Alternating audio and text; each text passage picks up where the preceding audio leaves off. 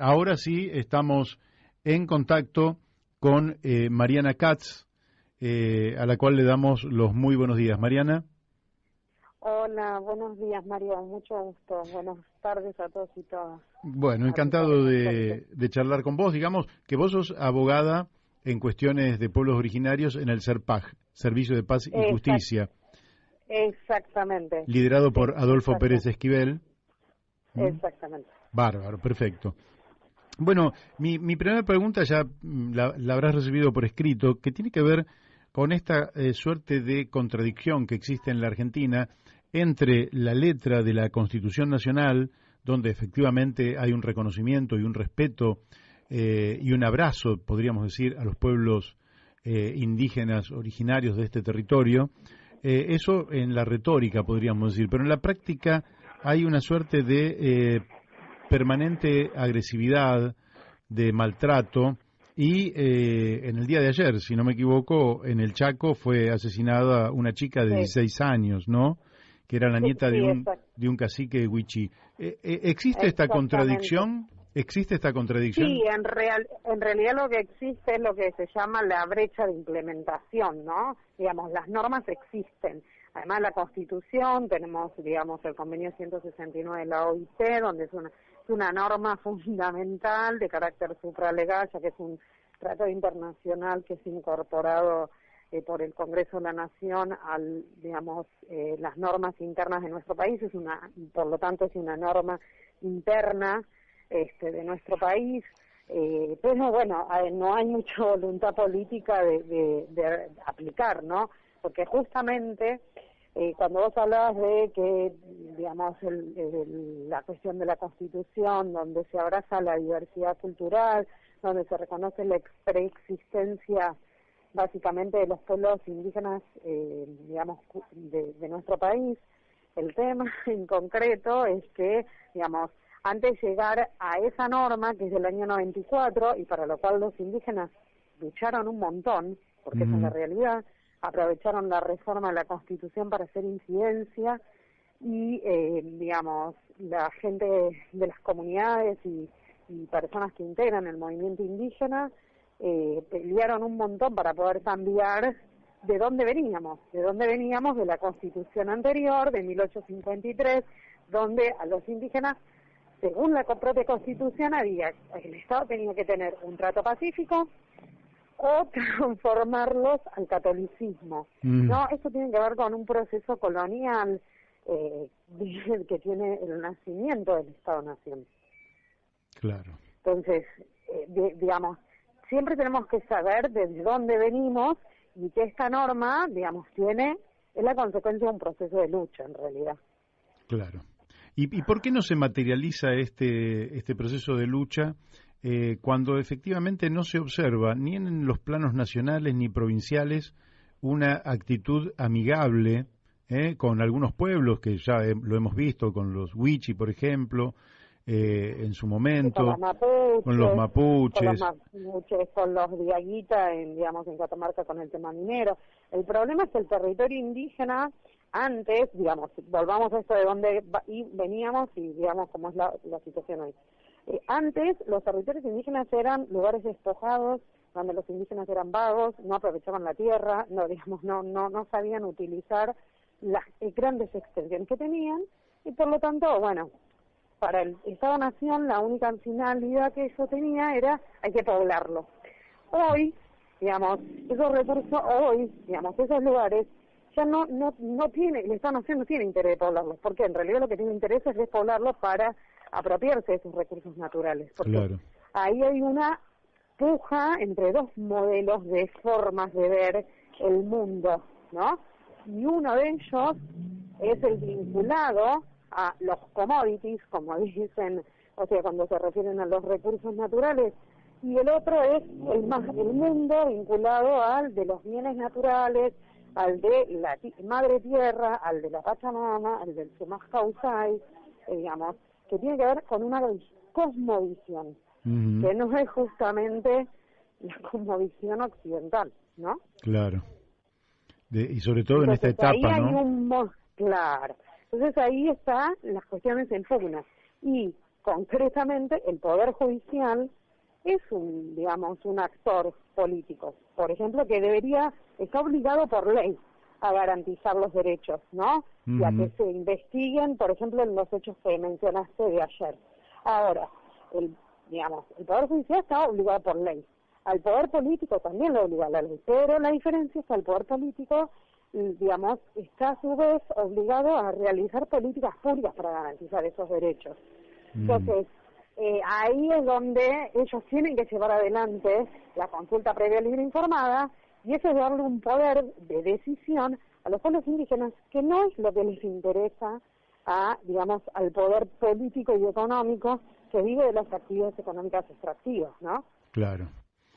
¿Y qué posibilidades vos ves porque lo que uno está viendo es que un sistema, este sistema capitalista dominante, que es un sistema que básicamente hace eje en el lucro, es decir, que la eficiencia no la mide en la elevación de vida de las poblaciones ni en la defensa del ambiente, lo mide en el volumen de lucro que se logre de una actividad. Contra esa otra cultura, ¿hay posibilidad de diálogo o pensás que una de las partes están condenadas?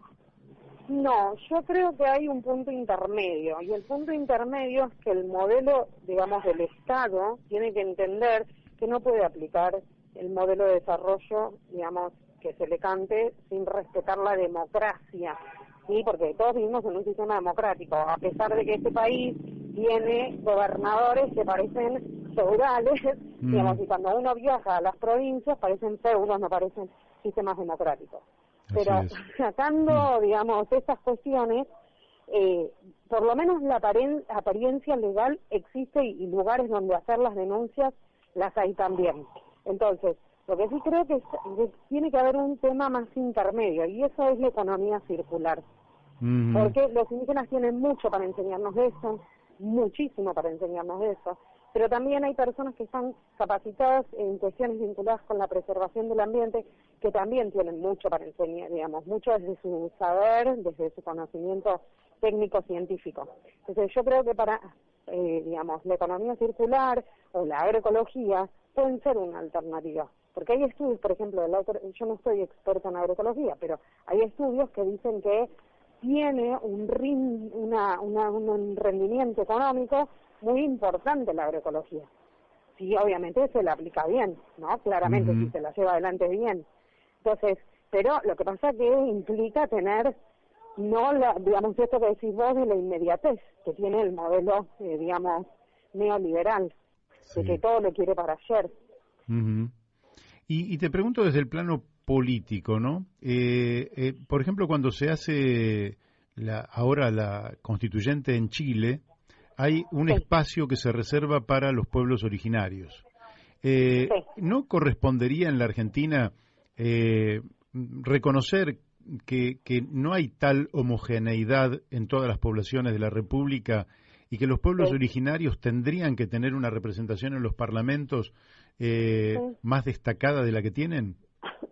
Sí, yo creo lo mismo que vos estás planteando, Eso se llama ley de cupo, que tiene su origen en la discriminación a la inversa. Claro. Y por eso con esa misma argumentación jurídica es que se le dio espacio a las mujeres, con esa misma, argumentación jurídica es la que se le dio el espacio, el cupo trans en el ámbito laboral. Son ejemplos que se pueden claramente usar de antecedentes, porque esa es la argumentación jurídica, de eso que vos estás planteando, es exactamente esto. Sí, y finalmente te quiero preguntar, yo te decía porque cuando uno ve la minería, por ejemplo, algunas veces, como pasó con la lumbrera, la propia justicia se puso a favor de la defensa de los derechos del ambiente y la verdad es que lograron un éxito. Pero en términos generales, cuando uno ve la minería a cielo abierto, cuando ve el litio, cuando ve los bosques, cuando ve los humedales, cuando ve la pampa húmeda, cuando ve las zonas donde todo se aprovecha para el monocultivo, que es casi una exigencia no solo de demanda, sino también para pagar la deuda externa, uno ve que realmente no hay lugar para los pueblos originarios en ese modelo. que es el que Sí, bueno, se viene pero imponiendo. por eso se trata de una lucha, y en ese sentido, o sea, por eso, a ver, sería muy lindo que sea el mundo ideal, donde realmente se apliquen las normas como están descritas, como están dispuestas. Ese es el mundo ideal, digamos, ¿no? Por eso al principio te hablaba de una brecha de implementación. Ese sería el mundo ideal, pero lamentablemente no es, digamos, ese mundo ideal no existe. Entonces, al no existir este mundo ideal, digamos, básicamente por eso los pueblos indígenas hablan de una lucha, digamos, de luchar, de ocupar espacios donde se les garantice sus derechos, que no, digamos, que fueron conquistados con lucha. Sí, claro. Como te explico, o sea, eso es así.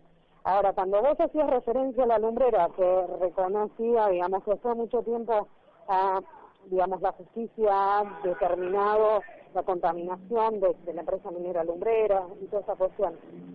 No obstante ello, esos fallos judiciales se lograron por movilizaciones de las poblaciones que viven alrededor de ese emprendimiento minero. Así es. Mega emprendimiento minero. Porque si hubiera sido por la justicia per se, y no creo que hubiera salido las cosas como, digamos, hoy están planteadas, o como vos acabas de comentar. ¿Me entendés? O sea, indefectiblemente la norma, las leyes existen. Ahora, si la gente no se las apropia, si las personas de a pie, los ciudadanos comunes y corrientes de la calle, no se las apropian, y, digamos, la ley pasa a ser letra muerta. Claro. Te hago la última pregunta y está referida a los malos tratos, las desatenciones, las discriminaciones, los sufrimientos evitables hacia seres humanos que son iguales que nosotros desde el punto de vista del derecho, desde el punto de vista que lo quieras leer, biológicos, somos idénticos. Vos, si tuvieras que establecer qué faltantes existen para cumplir con el mínimo de derechos que tiene que tener cualquier ciudadano en la Argentina, dirías, ¿cómo lo establecerías? ¿El agua, la salud, la educación, la vivienda? ¿Cómo lo establecerías? Lo que pasa es que en realidad los derechos son interdependientes. Los derechos humanos, una de sus características es su integralidad y su interdependencia. Entonces yo no te puedo decir a vos, bueno, yo tengo, digamos, yo puedo acceder al agua potable y saneada, digamos, con todas sus características, ¿no? Que sea accesible, hoy justo es el Día Internacional del Agua, que sea accesible, que sea asequible, que tenga, digamos, todas las condiciones que plantea, por ejemplo, las Naciones Unidas para acceder al derecho humano al agua. Ahora, si yo no tengo un derecho a la vivienda digna, ¿dónde voy a poder disfrutar ese derecho humano al agua? ¿Se entiende, digamos? Sí. Y por lo tanto, si digamos, si yo no tengo una vivienda digna, me puedo enfermar. Entonces, si me puedo enfermar, no voy a tener derecho, digamos, un derecho a una vida digna. Entonces, los derechos en sí están concatenados, digamos, están entrelazados. Entonces, yo no podría decirte, bueno, nosotros en Argentina estamos bien en, digamos, este tipo de derechos dentro de los que se conocen como DESCA, derechos económicos, sociales y culturales, porque o los derechos civiles y políticos. ¿Por qué? Porque todos son, digamos, todos están vinculados. Si me falta uno, y bueno, no puedo gozar plenamente de mi dignidad, porque los derechos humanos justamente tienen esa función, proteger la dignidad del ser humano en su integralidad, en eso que acabas de decir. Y cuando vos hablas de igualdad ante la ley, pensaba, ¿qué falta en Argentina? Y capacitar a los funcionarios públicos, en esto que estamos hablando. Que los funcionarios públicos, ya sea desde el presidente de la Nación, que obviamente que todos los votamos, pero su función no es solamente estar porque todos los votamos, sino que pensar que sus acciones tienen incidencia en la dignidad de las personas de todos los días. Pero también con esta línea capacitar a los funcionarios judiciales, porque ellos son los que van a impartir la justicia. Bien. Y tener una mirada de esta justicia, no de la época de la Inquisición, yo soy el juez y digamos, me tienen que hacer reverencia. No, ya eso no cambia más, estamos en el siglo XXI. Los jueces salen de la sociedad. No es como te enseñan en la Facultad de Derecho que los jueces están absortos de la realidad y tienen un conflicto en su expediente y analizan y miran a ver qué, digamos, y objetivamente o disponen para una parte o disponen para la otra. No, acá hay conflictos colectivos en una sociedad del siglo XXI, digamos, es una sociedad muy compleja. Entonces, hay un montón de intereses, no solamente las de las partes. ¿Se entiende? Entonces, me parece que hay que tener, digamos, aplicar, por ejemplo, tipo la ley Micaela, la ley Yolanda, así, tener que, o sea, los funcionarios públicos son servidores públicos, sus sueldos salen de los impuestos de la sociedad. Entonces, eso hay que, digamos, remarcarles y estar todo el tiempo, digamos, todo el tiempo machacando, creo yo. Y lo que sí, lo otro, permíteme que te quiero decir, es que una de las cosas que a nosotros nos preocupa justamente desde el CERPAS es el tema del aumento de la violencia que hay hacia los pueblos indígenas. Y digamos, ese aumento de violencia se está dando justamente porque, digamos, como contrapartida, aquellos dejaron de ser sumisos. Claro. Empezaron a levantar las voces de sus reclamos fundados en sus derechos, porque para poder, digamos, reclamar lo que te corresponde tenés que conocer cuál es tu derecho, y no es algo que te dan gratuitamente, es algo que se conquista y porque, digamos, porque vivimos en una sociedad y porque sos o son personas, todas las personas que vivimos en esta sociedad, que tenemos derecho a que se nos respete nuestra dignidad por ser un ser humano. Así es. Bueno, Mariana, seguramente nos volveremos a comunicar en otra oportunidad. Me encantó charlar con vos. Es un tema que a nosotros nos preocupa y nos ocupa. Y bueno, seguiremos observando a ver si podemos evolucionar hacia una mejor relación con nuestros hermanos y llegar realmente a una comunidad que merezca ser vivida por todos y cada uno de los que pisamos el suelo argentino. Así que te agradecemos y te mandamos un fuerte abrazo. Gracias, muchas gracias a ustedes por la invitación a participar en el programa. Que tengan buenos días a todos y todas. Gracias.